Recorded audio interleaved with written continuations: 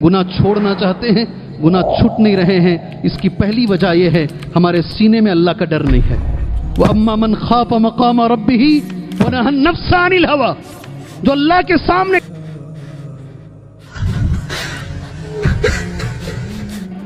کے سامنے کھڑے ہونے سے ڈرا، تبھی جا کر کے وہ گناہ سے بچے گا۔ سب سے بڑی چیز ہے آدمی کو گناہ چھڑانے کے لیے کیسے ڈر آئے گا۔ میں نے کچھ باتیں نوٹ کی ہیں، ایسے انگلی پہ گناتا ہوں۔ گناہ چھوڑنا چاہتے ہیں، گناہ چھوٹ نہیں رہے ہیں، اس کی پہلی وجہ یہ ہے ہمارے سینے میں اللہ کا ڈر نہیں ہے، ہمارے دل میں اللہ کا ڈر نہیں ہے۔ یہی بخاری کی ایک حدیث آپ نے بچپن سے سنا، میں نے بچپن سے سنا ہے۔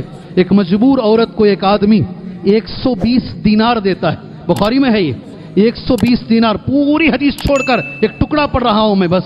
کئی مرتبہ اس نے اس کے ساتھ زنا کرنے کی کوشش کی، مگر وہ پاک باز عورت ہمیشہ بچتی رہی، ہمیشہ وہ بچتی رہی۔ ایک مرتبہ گھر میں کھانا نہیں، قحط سالی، بڑی مجبور ہو گئی، تو اس آدمی نے اسے کچھ پیسے دیے اس شرط کے ساتھ کہ وہ اس کے ساتھ زنا کرے گی۔ اگر بخاری کی حدیث ہے، وہ بیچاری مجبور ہو کر وہ تیار ہو گئی، اس نے اسے پیسے بھی دیے۔ وہ غار کے اندر 3 آدمی چلے گئے نا، ایک آدمی یہ دعا مانگ رہا ہے، ایک ماں کے بارے میں مانگا تھا، ایک آدمی یہ بھی ہے، اور وہ عورت دروازہ بند کر کے سارے مسئلے حل ہو گئے۔ فلما اقدر، جب میں اس کے اوپر قدرت رکھنے لگا، وہ آدمی کہتا ہے کوئی مجھے دیکھنے والا نہیں ہے، کوئی مجھے دیکھنے والا نہیں۔ اس عورت کی زبان سے ایک جملہ نکلا، اتق اللہ۔ کیا جملہ؟ بولو نا، اتق اللہ۔ کوئی نہیں دیکھ رہا ہے، دروازہ بھی بند ہے، میں مجبور بھی ہوں، مگر اللہ دیکھ رہا ہے نا، اللہ کے سامنے تو کھڑا ہونا نا۔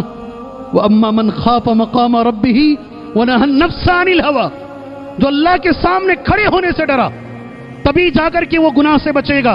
بولتے ایسا لرزہ طاری ہوا میرے اندر، میں وہ سب چھوڑ کے وہاں سے نکل کر چلا گیا۔ اے میرے اللہ، اگر میرا یہ عمل تجھے پسند ہے، یہ غار پر جو چٹان آ گئی ہے اسے تو ہٹا دے۔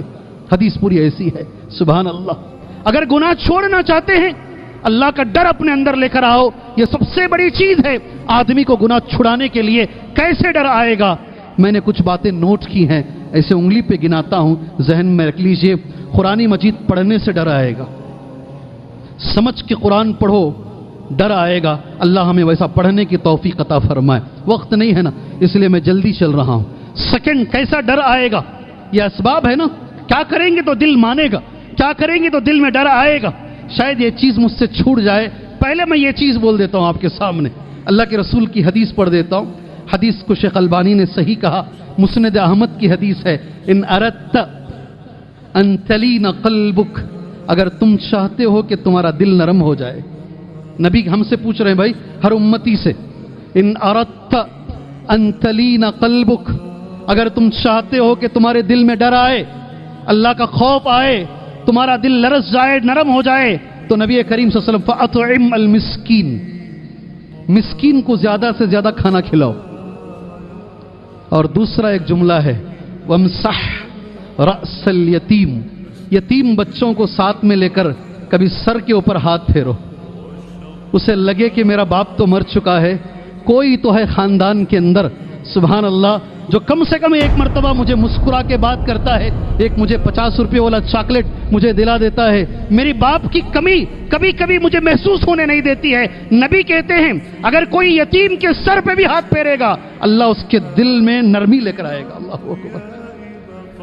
قرآن پڑھنے سے نرمی آئے گی، قرآن سننے سے نرمی آئے گی، یتیم کے سر پہ ہاتھ پھیرنے سے نرمی آئے گی، مسکین کو کھانا کھلانے سے نرمی آئے گی، اللہ کا علم حاصل کرنے سے نرمی آئے گی، موت کو یاد کرنے سے دل ہمارے اندر سبحان اللہ اللہ کا خوف آئے گا۔ اور سب سے ایک اہم چیز ہے، آج وہ مل نہیں رہی ہے مجھے، نیک لوگ جو خود اللہ سے ڈرتے ہیں، ان کے ساتھ رہنے سے ہمارے اندر بھی ڈر آئے گا۔